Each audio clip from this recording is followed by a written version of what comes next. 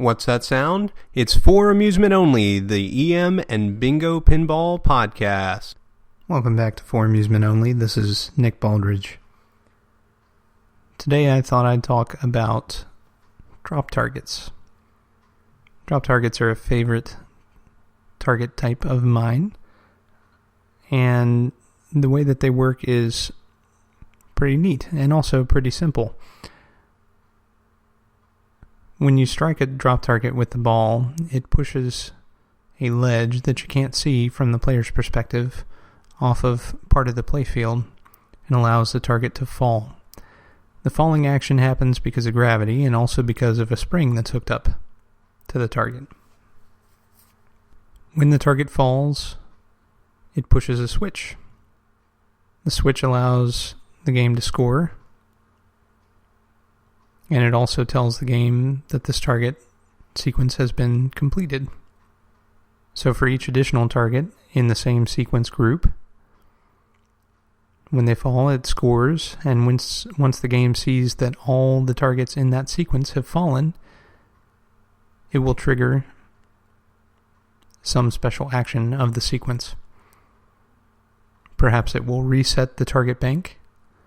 Perhaps it will give you a double bonus, or perhaps it'll do something else entirely. This depends on the manufacturer, also the game, of course. Every game is different.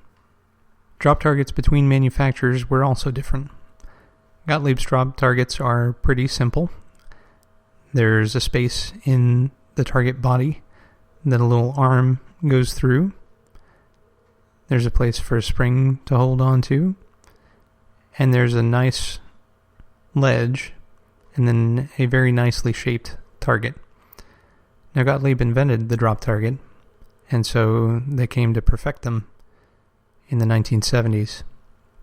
Other manufacturers also use drop targets, but their drop targets,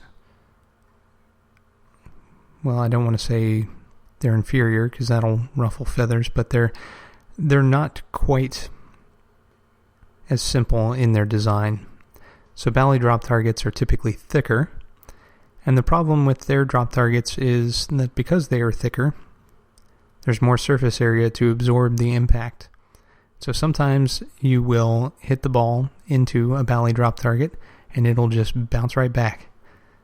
This is much more of a problem on repro new drop targets than it was on the originals, and this may be down to the type of material that's used or some other factor that's invisible because they appear identical.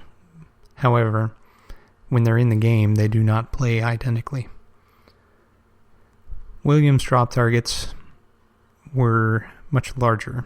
So if you look at a game like Grand Prix, which was one of their last EMs, the drop targets have a much larger surface area.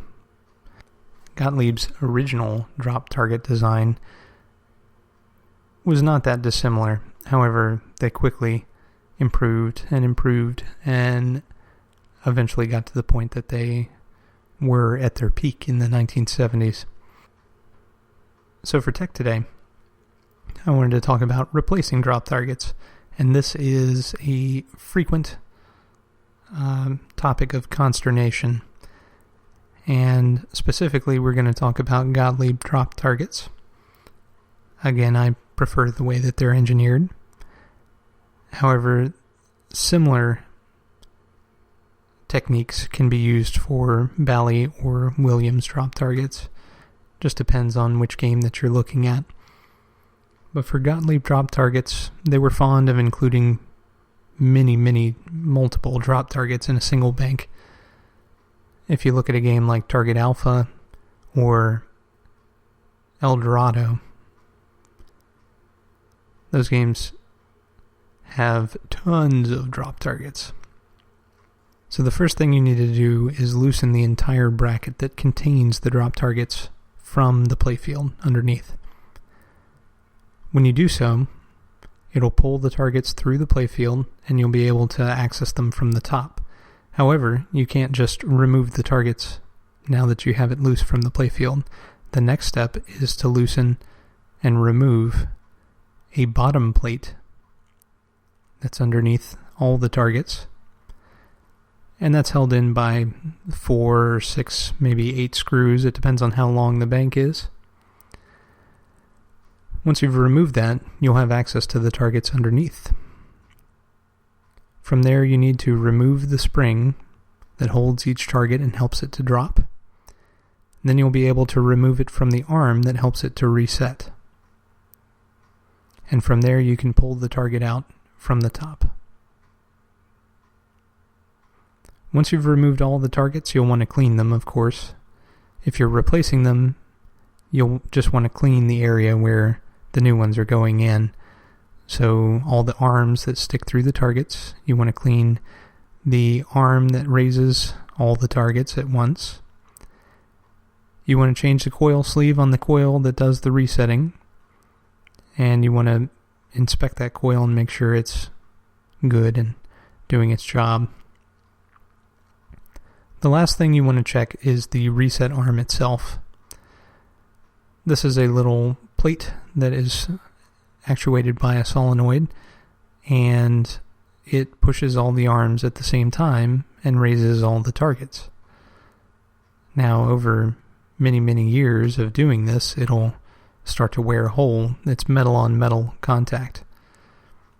And you may run into a situation where one target doesn't reset all the time, but it does other times. And this is either due to gunk. I've had games where the operator has put grease on the arm, and of course that becomes gummy over time and then sticks.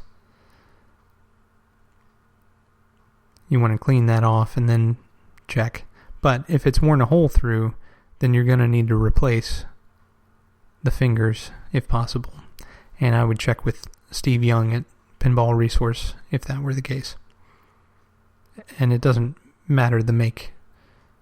You know, it could be Bally Williams or Gottlieb. You just want to probably check with him first and see what he's got.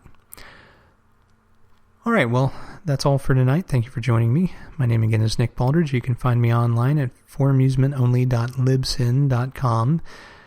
You can reach me at foramusementonlypodcast@gmail.com. You can listen on iTunes, Stitcher, Pocket Casts, RSS, or you can find me on Facebook. Thanks for listening, and I'll talk to you next time.